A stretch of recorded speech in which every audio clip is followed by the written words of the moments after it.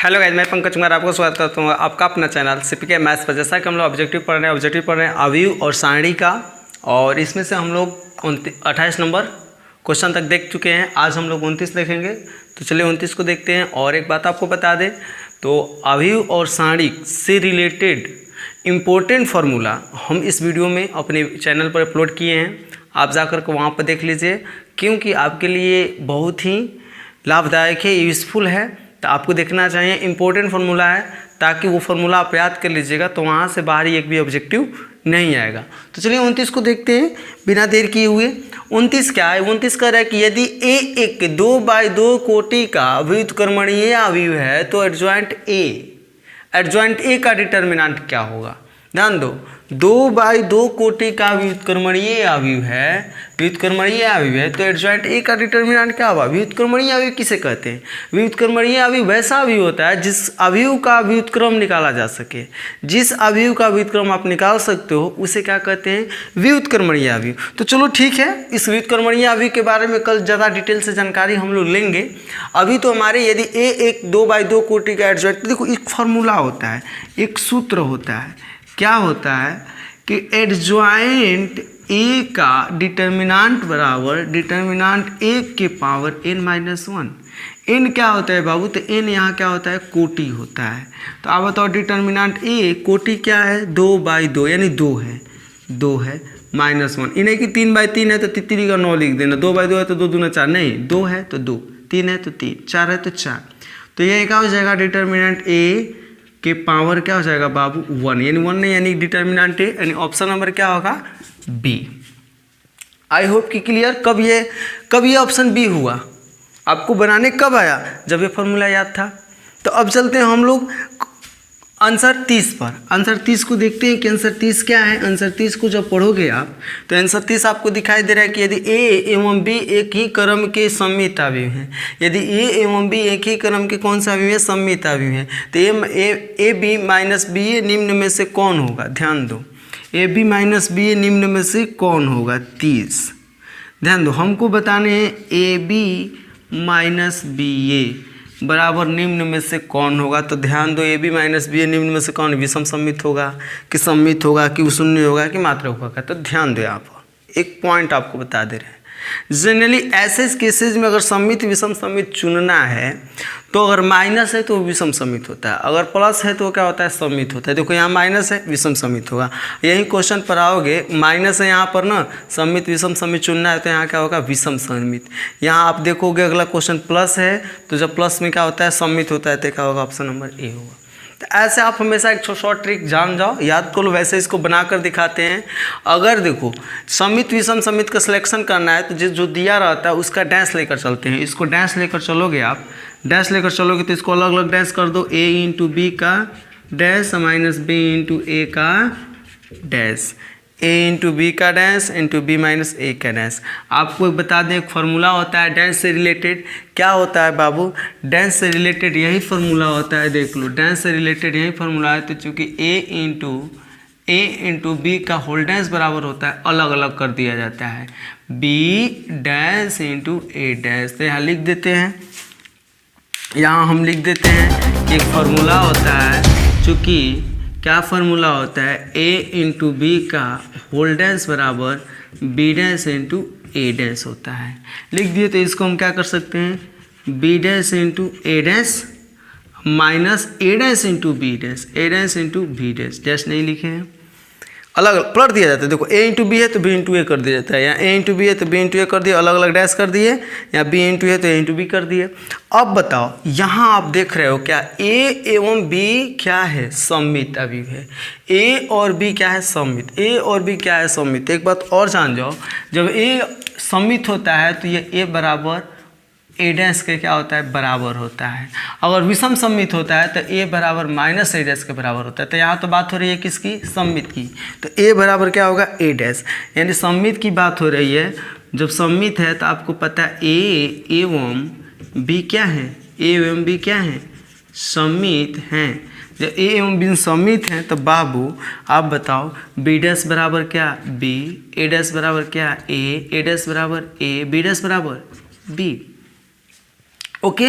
अब देखो यहाँ बना दे रहे हैं, यहाँ स्पेस की कमी है, यहाँ दोनों माइनस जब को देखो ए बी माइनस में बी ए प्लस में, माइनस जब कॉमन लोगे तो क्या हो जाएगा, माइनस वाला प्लस और प्लस वाला माइनस।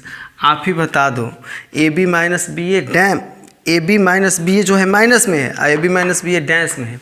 तो देखो माइनस आया हमारा, देखो डैश निकाले क्या आया, माइनस आया, डैश निकाले तो क्या आया, माइनस। जब डैश निकाले माइनस आया तो माइनस किसका होता है, ए बराबर ए डैश माइनस ए बराबर माइनस ए डैश किसका होता है, विषम सममित का। माइनस ए डैश किसका होता है बाबू, विषम सममित। ये माइनस आया ना, जब माइनस आया तो हमारा आंसर क्या हो जाएगा, विषम सममित। अगर प्लस आता तो क्या हो जाता हमारा, क्या हो जाता, सममित हो जाता। आई होप क्लियर हो। जब क्लियर हो तो चलो देखते हैं हम लोग 31 नंबर। तो 31 नंबर फॉर्मूला है ये जो अभी बताए हैं। यदि ए और बी वर्ग अवयव हैं तो ए इंटू बी का डैश, डैश मतलब होता है परिवर्त, ए इंटू बी का dash, B dash into A dash पलट दिया जाता है। ए बी को पलटोगे तो क्या होगा बाबू, B dash into A dash. तो ऑप्शन नंबर कितना होगा, ए होगा। यहाँ पर देखोगे निम्न में से कौन सत्य, तो निम्न में से कौन सत्य, तो सारे ऑप्शन में इन्वर्स की बात हो रही है। यहाँ भी इन्वर्स, यहाँ भी इन्वर्स, सारे ऑप्शन में इन्वर्स की बात हो रही है। तो इन्वर्स से रिलेटेड एक फार्मूला है, ए इंटू बी का इन्वर्स। सारे फार्मूला हम बताएंगे। बोल रहे हैं कि फार्मूला मैट्रिक्स और डिटर्मिनेंट अवयव और सारणी का एक फार्मूला का वीडियो है, आप जाकर वो वीडियो देखिए। ज़्यादा नहीं, मुश्किल से हमको लग रहा है कि 10 से 12 या 15 मिनट का होगा, यही होगा। तो ए इंटू बी का होल इन्वर्स बराबर क्या होता है, बी इन्वर्स। जैसे परिवर्त का होता है पलट जाता था, वैसे ए इंटू बी यहाँ पे बी इंटू ए हो जाता है, उसी प्रकार। तो आप बताओ ये खोजो, आप ऑप्शन में क्या है, ऑप्शन में दिख रहा है कि नहीं दिख रहा है। तो ऑप्शन में ए इंटू बी इन्वर्स बराबर B into A inverse, A into B inverse बराबर B into A inverse, option number B. Clear. जब क्लियर होता है 33 को देखते हैं। अभी देख बताया, यदि ये एक वर्ग अवयव है तो जहाँ ए माइनस ए डैश से थ्योरी है, ए माइनस है विषम सममित होगा। अगर यहाँ प्लस है तो क्या होगा, सममित। थ्योरी के साथ साथ एक इम्पोर्टेंट क्वेश्चन भी है, तो आप इसको क्या कीजिए, स्क्रीनशॉट कर लीजिए। और स्क्रीनशॉट करके तो हम अगले क्वेश्चन को चलते हैं 30, 34 के बाद हम लोग चलेंगे 35 पर। तो स्क्रीनशॉट कर लीजिए आप लोग। अब हम लोग क्वेश्चन नंबर 35 को देखेंगे। ये लास्ट है, 40 तक आज लास्ट देखेंगे। 35 जो है, निम्न में से कौन अदिश अवयव है, निम्न में से कौन अदिश अवयव है। आपको बार बार कह रहे हैं, अगर आपको सारे ऑब्जेक्टिव के पीडीएफ चाहिए तो नीचे डिस्क्रिप्शन बॉक्स में है, वहाँ से आप डाउनलोड कीजिए और फार्मूला भी आप लोग डाउनलोड कर लीजिए और करके आप खुद से अपने से करने की कोशिश कीजिए। ठीक है, तो चलते हैं हम लोग 35 नंबर क्वेश्चन को। आंसर नंबर 35 को देखते हैं। आंसर 35 आप पढ़ोगे, ये कह रहा है निम्न में से कौन अदिश अवयव है। अगर आप थ्योरी जानते हो तो ये तुरंत बिना आंसर किए आप बना सकते हो। अदिश अवयव किसे कहते हैं, जिसके विकर्ण के अवयव समान तथा बाकी सारे जो अवयव हैं वो जीरो हों। विकर्ण के अवयव समान, तो यहाँ तो समान है लेकिन ये जीरो नहीं है, क्योंकि यहाँ देखो जीरो तो है, समान नहीं है अवयव। यहाँ देखो विकर्ण के अवयव क्या हैं, समान हैं, अब बाकी अन्य अवयव क्या है, जीरो। यानी ऑप्शन नंबर क्या होगा, सी। ऑप्शन नंबर सी जो है वो कौन सा अवयव है, अदिश अवयव है, स्केलर मैट्रिक्स है। ओके, अब चलते हैं एक पंक्ति अवयव का परिवर्त होता है। तो चलो पंक्ति अवयव का परिवर्त होता है, 36 को देखते हैं। पंक्ति अवयव, दैट मीन्स क्वेश्चन कर रहा है कि एक पंक्ति अवयव है, एक कौन सी अवयव है, पंक्ति अवयव है, इसको परिवर्त करना है। तो आप बताओ, पंक्ति को स्तंभ बनाते हो तो परिवर्त हो जाता है 1 2 3। तो अब बताओ, पंक्ति को जब हम स्तंभ बनाए, क्या बनाए, स्तंभ, तो पंक्ति अवयव कौन सा अवयव बन गया, स्तंभ अवयव बन गया। पंक्ति अवयव कौन सा अवयव बन गया, स्तंभ अवयव। यानी पंक्ति अवयव का परिवर्त जो करते हैं, पंक्ति अवयव को परिवर्त करते हैं तो क्या बनता है, स्तंभ। और स्तंभ को परिवर्त करोगे तो क्या बनेगा, पंक्ति। ये हमेशा ध्यान देना। पंक्ति को अगर हम परिवर्त करेंगे तो स्तंभ बनेगा, स्तंभ को परिवर्त करेंगे तो क्या बनेगा, पंक्ति बनेगा। तो ऑप्शन नंबर क्या हो गया, यहाँ डी हो गया। यहाँ क्या हो गया, डी। अब चलते हैं 37। अवयव 2 5 7 की कोटि क्या है। तो कोटि किसकी बतानी है हमको, 2 5 7 की कोटि बतानी है। तो कोटि का मतलब क्या होता है कि पंक्तियों की संख्या और स्तंभों की संख्या। तो देख लो, पंक्ति यानी क्षैतिज कतार को पंक्ति कहते हैं, ऊर्ध्वाधर कतार को क्या कहते हैं, स्तंभ कहते हैं। तो पंक्ति कितने हैं, 1 गो, स्तंभ कितने हैं, 1 गो 2 गो 3 गो, यानी पहले पंक्ति और बाद क्या स्तंभ, यानी 1/3। पंक्ति है कितना, एगो, स्तंभ में कितना 3 गो, तो 1/3। 1/3 ऑप्शन में देखो कहाँ है, तो 1/3 है आपके ऑप्शन नंबर डी है।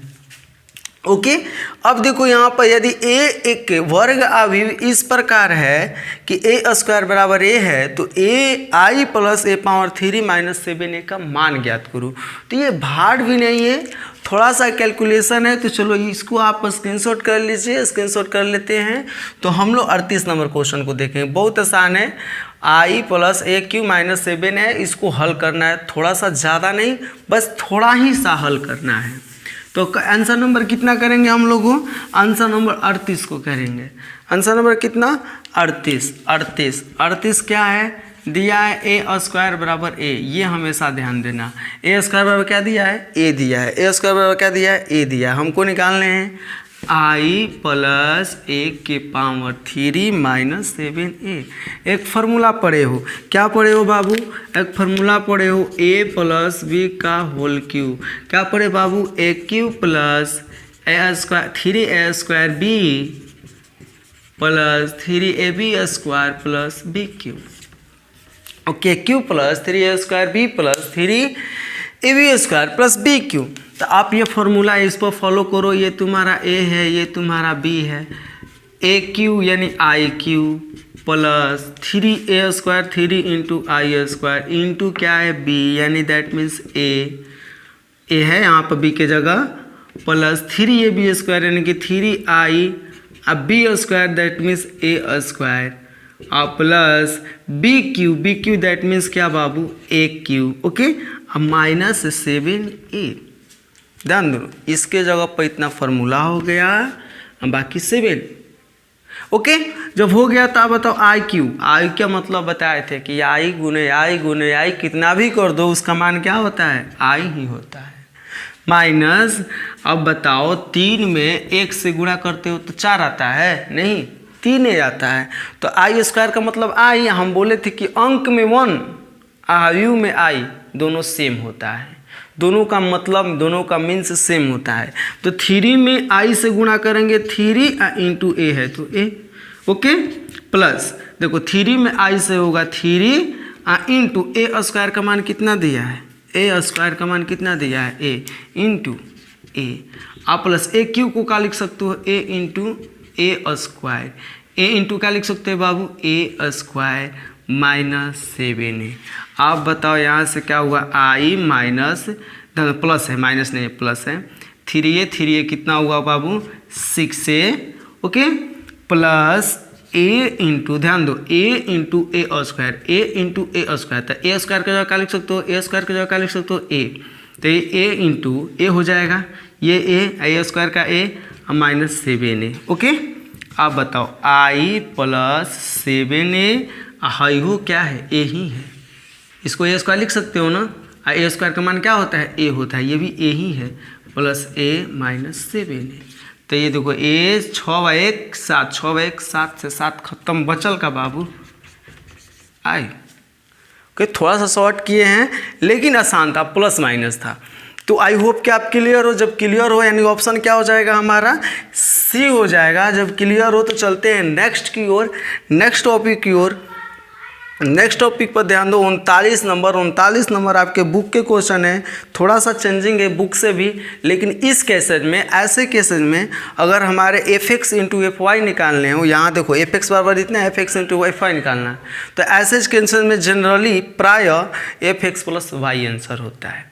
एफ एक्स प्लस क्या आंसर होता है, y, x plus y, f x plus y, f x plus y answer होता है। इसको हल करके दिखा देने, लेकिन इतना जान जाओ कि इस तरह के केसेज में, f x into f y के केसेज में एफ एक्स प्लस वाई ही आंसर होता है। तो चलो इसको हल कर लेते हैं। एक मतलब ऑब्जेक्टिव के बहुत सारे जो ऐसे टर्म होते हैं जिसको हमको याद कर लेने से मतलब कैलकुलेशन नहीं करनी पड़ती है, तो आप लोग याद कर लोगे तो ही आसान है।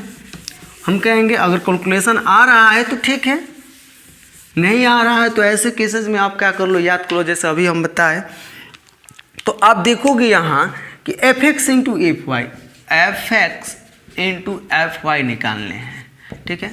एफ एक्स क्या है बाबू, एफ एक्स क्या है, cos x, okay, minus sine x, okay,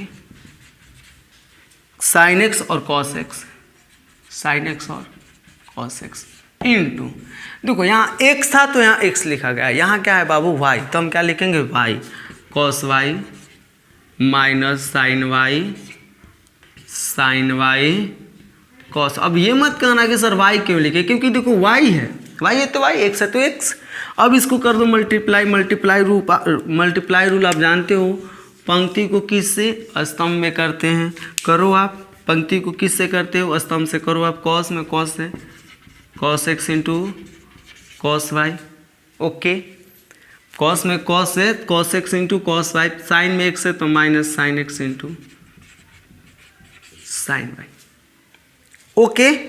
अब देखो इसको अब सेकेंड वाला से करो, कॉस एक्स साइन वाई, देखो sine plus sine x cos y, space नहीं था तो नीचे लिख दिए हैं, ओके। अब चलते हैं नेक्स्ट पर चलते हैं, सेकेंड पंक्ति पर चलते हैं, सेकेंड पंक्ति minus sine x cos y minus cos x और sine y, minus sine x sine y, cos x और कॉस वाई,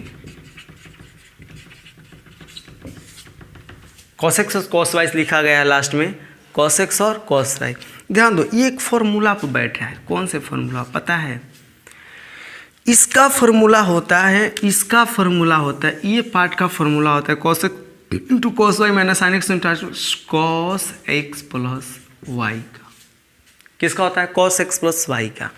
ये देखोगे तो साइन, ये जो फॉर्मूला होता है क्या पढ़े हो, sine A into cos B plus cos A into sine B बराबर cos A, sine A plus B, sine A plus B, sine A plus B का फॉर्मूला क्या होता है, साइन ए प्लस बी का फॉर्मूला होता है sine A into cos B plus cos A into sine B, sine A plus B का formula क्या होता है, sine A into cos B plus cos A into sine B, तो वही तो बात है। देखो कॉस एक्स साइन वाई, तो इसको उलट पलट के लिख सकते हैं, गुना में है यानी 2 गुने 4, तो 4 गुने 2 भी लिख सकते हैं। अब देखो वही है, मान लो ये sine x into cos y और cos x into sine y same है, समझ में आ रहा है आपको, चलो नहीं आ रहा तो फिर से देख लो। अब देखो कैसे, ये तो आ गया होगा, ये तो आ गया कॉस एक्स प्लस वाई, ठीक है। इसके लिए आपको नहीं समझ में आता होगा, तो नहीं आता होगा तो क्या दिक्कत है, साइन वाई कर सकते हैं I into cos y, cos x sine x into sine y into cos x. अब देखो प्लस इसको क्या लिख सकते हैं, cos y into sine x, बदल के केवल हेर फेर किए हैं। यहाँ नीचे आओ माइनस कॉमन ले सकते हो, माइनस जब कॉमन लोगे तो आप बताओ यहाँ क्या लिखोगे, sine x into cos y आप प्लस, तो अब देखो यहाँ पर तो फॉर्मूला लिख सकते हो, sine A into cos B plus cos A into sine B, यानी माइनस जब कॉमन ले लेंगे तो माइनस हो जाएगा साइन एक्स प्लस वाई। यहाँ देखो cos A into cos B या minus sine A into sine B, थोड़ा सा इधर उधर है तो ये हो जाएगा बाबू क्या, cos A into cos B है तो cos x plus y, okay.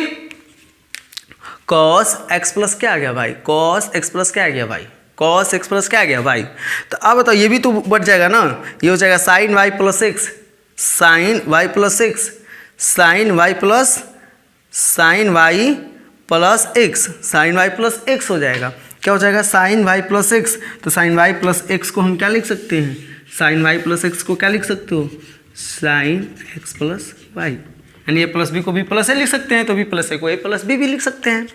तो आप देखो यहाँ हम क्या देखे, x था तो एफ एक्स लिखे, y था एफ वाई हुआ, यहाँ x प्लस वाई है तो क्या होगा बाबू, यहाँ x प्लस वाई, देखो ध्यान दो, x था तो एफ एक्स, y था तो एफ वाई, जब तुम्हारे पास x प्लस वाई है तो क्या लिखोगे, एफ एक्स प्लस वाई।